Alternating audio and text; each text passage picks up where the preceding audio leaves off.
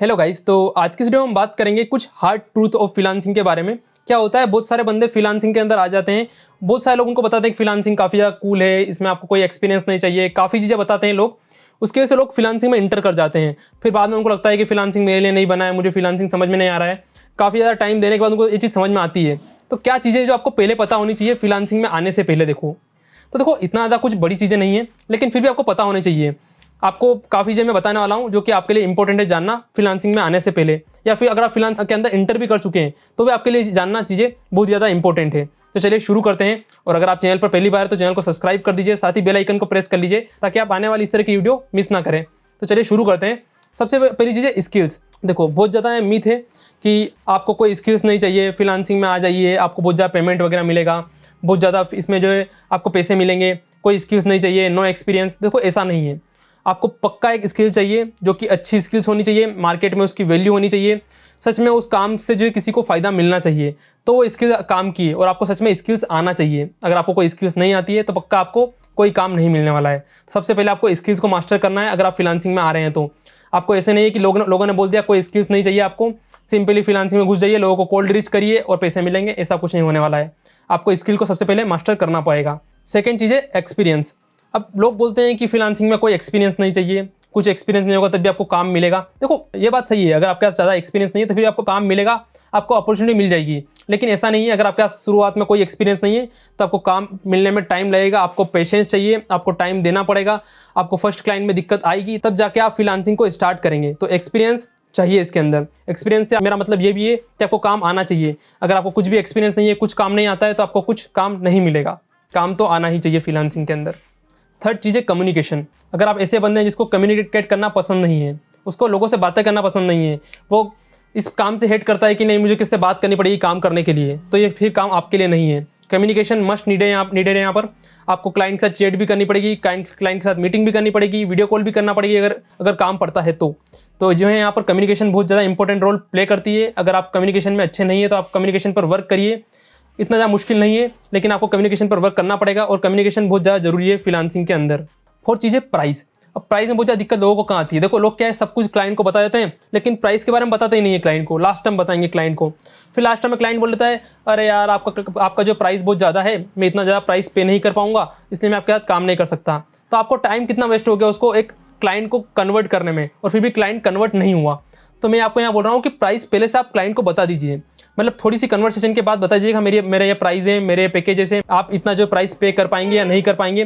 तो पहले से पूछ लीजिए, ज़्यादा संकोच मत करिए कि क्लाइंट भाग जाएगा। क्लाइंट वैसे ही भाग जाएगा अगर उसको पैसे ज़्यादा लगेंगे तो। बाद में भी आप पहले जो कंफर्म कर लीजिए कुछ कन्वर्सेशन के बाद ही उससे, ये वाली बात बहुत ज़्यादा इंपॉर्टेंट चीज़ है, आपको इस बात का ध्यान रखना है। और बहुत ज़्यादा लोग यही दिक्कत करते हैं, क्योंकि बहुत सारे लोग उनको बोलते हैं फ्रीलांसिंग में आपको जो प्राइस पहले से नहीं पूछना है, प्राइस लास्ट टाइम पूछना है। इससे बहुत ज़्यादा दिक्कत होती है फिर बंदे को काम करने में। तो आपको प्राइस पहले ही पूछ लेना है, थोड़ी सी कन्वर्सेशन के बाद ही। फिफ्थ पॉइंट है नॉट ओवर प्रोमिस। आपको बहुत ज़्यादा प्रोमिस कर लेते हैं, बस आपको काम चाहिए। लोग बोलते हैं कि काम चाहिए, स्टार्टिंग में कैसे भी काम ले लीजिए, तो वहाँ पे आप काम के लिए बहुत ज़्यादा डेस्परेट होते हैं और सब कुछ करने को बोल लेते हैं, मैं ये भी कर दूंगा वो भी कर दूंगा, बहुत ज़्यादा ओवर प्रोमिस कर लेते हैं। लेकिन सच में आप उन चीज़ों को फिर डिलीवर नहीं कर पाते हैं। तो आपको हमेशा उतना ही प्रोमिस करना है जितना आप डिलीवर कर सको, जितना आप ओवर डिलीवर कर सको। आपको ओवर डिलीवर करना है, ओवर प्रोमिस कभी नहीं करना है। तो आप ध्यान रखिएगा, आपको इस बात का पक्का ध्यान रखना है कि आपको ओवर डिलीवर करना है, ओवर प्रोमिस नहीं करना है यहाँ पर। सिक्स चीज़ है कूल। और लोग बोलते हैं फ्रीलांसिंग बहुत ज़्यादा कूल है, जब मन करे तब वर्क करना है, कोई बाउंडेशन नहीं होगी। देखो ये बात कुछ एक्सटेंड तक सही है, लेकिन इतनी ज़्यादा सही नहीं है। फ्रीलांसिंग के अंदर भी आपको बहुत ज़्यादा काम करना पड़ता है, आपको बहुत बार नाइट के अंदर भी काम करना पड़ता है अगर आपको प्रोजेक्ट टाइम पर डिलीवर करना है तो देखो ये कहने की बात है कि फ्रीलांसिंग बहुत ज़्यादा कूल है, बस सोते सोते पैसे आएंगे, ऐसा कुछ नहीं है। फ्रीलांसिंग के अंदर भी आपको हार्डवर्क करना पड़ेगा, आपको कई बार रात को भी काम करना पड़ेगा। हाँ, लेकिन हाँ थोड़ा सा आपके पास टाइम रहता है। देखो कि आप चाहें तो अपना वर्क रात में करिए, दिन में करिए, आपके ऊपर होता है, आपको टाइम को एडजस्ट करना होता है अपने हिसाब से। तो ये तो है, इसके अंदर टाइम का आपको थोड़ा सा रिलीफ मिलता है, लेकिन इतना ज़्यादा कूल नहीं है। लोग इतना बोलते हैं कि कोई काम नहीं करना होता है, आराम से मस्त होते रहिए, जब मन पड़े तब काम करिए, ऐसा कुछ नहीं होने वाला है। आपको वर्क लाइफ बैलेंस बनाना पड़ता है यहाँ पर भी। फिर होता है पेशेंस। अब दिक्कत क्या होती है, लोग यहाँ पर प्रमोट करते हैं कि देखो फ्रीलांसिंग के अंदर कुछ नहीं है, आप आइए सीधा आपको वर्क मिलेगा, बहुत ज़्यादा पैसे कमा लोगे आप कुछ ही टाइम के अंदर। तो ऐसा नहीं है। देखो यहाँ पर आपको पेशेंस रखना पड़ता है और टाइम लगता है। देखो जितना टाइम आप गवर्नमेंट एग्जाम के लिए तैयारी करते हैं 2-3 साल, वैसे यहाँ पर भी आपको 2-3 साल ज़्यादा हार्डवर्क करना पड़ता है, तब जाके आप एक अच्छी पोजीशन हासिल करते हैं, एक अच्छा आपको मंथली इनकम आना शुरू हो जाता है। तो आपको पेशेंस चाहिए। अगर आप ऐसा सोच के आ रहे हैं कि मैं फर्स्ट दिन फ्रीलांसिंग के अंदर आऊँगा और 1 महीने के अंदर मैं लाखों करोड़ कमाऊँगा, तो ऐसा कुछ नहीं होने वाला है। यहाँ पर भी आपको टाइम लगेगा। ये एक फुल प्रूफ बिजनेस है और बिजनेस की तरह आपको यहाँ पर भी टाइम देना पड़ेगा। तो ये मान कर आइएगा, आपको यहाँ पर टाइम लगने वाला है और आपके पास पेशेंस होना चाहिए उतना टाइम देने का। 8th चीज़ है अपफ्रंट फी। अब बहुत सारे लोग बोलते हैं कि आपको अपफ्रंट नहीं बोलना चाहिए, पैसे के लिए क्लाइंट भाग जाएगा। तो देखो ऐसा नहीं है। अगर जेन्युइन क्लाइंट है तो आपको अपफ्रंट भी पे कर देगा। देखो, और अपफ्रंट इसलिए बोल रहा हूँ कि मार्केट में बहुत ज़्यादा स्कैम होते हैं। अगर आपको लगता है कि आपको क्लाइंट के ऊपर डाउट लगता है, आपको दिक्कत आती है, तो आपको अपफ्रंट पेमेंट पहले मांगना चाहिए। और वैसे भी आपको एक रूल बनाना चाहिए, कम से कम 20 या 30% आपको अपफ्रंट लेना ही चाहिए क्लाइंट से। इतना आपको रूल बनाना ही चाहिए। और क्लाइंट पे करते हैं, ऐसा नहीं कि आपको अपफ्रंट पे नहीं करते हैं। मैंने काफ़ी ज़्यादा क्लाइंट के साथ काम किया है, उन सब ने मुझे अपफ्रंट पे किया है, क्योंकि वो लगा है उनको पता है कि मैं एक जेन्युइन बंदा हूँ। मेरी प्रोफाइल शो करती है मेरी जेन्युइनिटी को। लेकिन आप उन पर ट्रस्ट नहीं कर सकते, क्योंकि देखो वो एक सिर्फ क्लाइंट है। अगर चले गए तो क्या कर लोगे आप? तो आपको हमेशा अपफ्रंट फी चार्ज करना चाहिए। कम से कम 20 या 30% आपको अपफ्रंट चार्ज करना ही चाहिए, अगर आपको लगता है। और अगर आपको लगता है कि हाँ ट्रस्टेड बंदा है, एक बड़ी कंपनी है और कोई दिक्कत नहीं है, बाद में पेमेंट कर देगा, तो कोई दिक्कत नहीं है। लेकिन मैं तो आपको रूल बताऊंगा कि कम से कम इसको रूल बना लीजिए कि 20 या 30% आपको अपफ्रंट फी लेना ही है। 9th चीज़ है, आपको जो है प्रोजेक्ट बेसिस पर चार्ज करना चाहिए। अब दिक्कत क्या होती है, बहुत सारे फ्रीलांसर्स आर्ली बेसिस पर चार्ज करते हैं। जो अगर बंदे होते हैं वो एक्सपीरियंस हो जाते हैं, तो वो बहुत कम टाइम में उस काम को फिनिश कर देते हैं। तो आर्ली बेसिस पर उनको पेमेंट कम मिलता है। आपको हमेशा अपनी वैल्यू के हिसाब से चार्ज करना चाहिए। कितना आप वैल्यू क्लाइंट को प्रोवाइड करेंगे और उतना ही पेमेंट आपको चार्ज करना चाहिए। इसलिए मैं आपको प्रोजेक्ट बेसिस पर चार्ज करने के लिए इंकरेज करूँगा। आपको प्रोजेक्ट बेसिस पर चार्ज करना चाहिए, आपको आर्ली मेथड की तरफ नहीं जाना चाहिए यहाँ पर। तो ये एक टिप है मेरी तरफ से, इसको एक टिप मान लीजिए या एक ट्रूथ भी मान लीजिए, क्योंकि बहुत सारे बंदे बोलते हैं कि आर्ली बेसिस पर चार्ज करिए, दूसरी अलग अलग मेथड बताते हैं। लेकिन मैं आपको प्रोजेक्ट बेसिस पर जाने के लिए इंकरेज करूँगा कि आप प्रोजेक्ट बेसिस पर ही हमेशा चार्ज करिए। 10th चीज़ है ऑर्गेनाइज एवरीथिंग। आपको जो है ऑर्गेनाइज करके रखना है हर चीज़ को। आप क्या होता है, आप अपनी फ्रीलांसिंग लाइफ को बहुत ज़्यादा क्लटर कर लेते हैं।